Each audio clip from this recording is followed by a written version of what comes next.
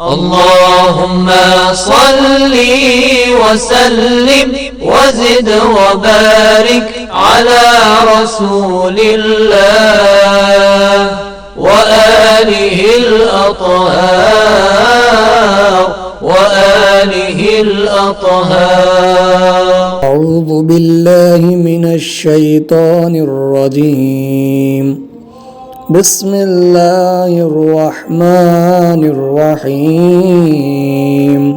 فلما فصل طالوت بالجنود قال إن الله مبتليكم بنهر فمن شرب منه فليس مني ومن لم يطعمه فإنه مني إلا من اغترف عرفة بيده فشربوا منه إلا قليلا منهم فلما جاوزه هو والذين آمنوا معه قالوا لا طاقة لنا اليوم بجالوت وجنوده. قال الذين يظنون أنهم ملاقو الله كم من فئة قليلة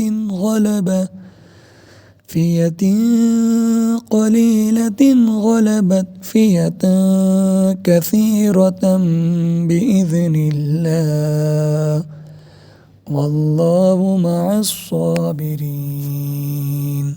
ولما برزوا لجالوت وجنوده قالوا ربنا أفرغ علينا صبرا وثبت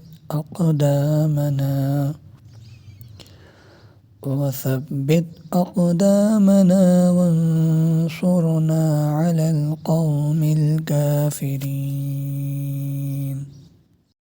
فهزموهم بإذن الله وقتل داود جالوت وآتاه الله الملك والحكمة وعلمه مما يشاء ولولا دفع الله الناس بعضهم ببعض لفسدت الأرض ولكن الله ذو فضل على العالمين. تلك آيات الله نتلوها عليك بالحق وإنك لمن المرسلين. صدق الله العلي العظيم. اللهم صل وسلم وزد وبارك على رسول الله وآله الأطهار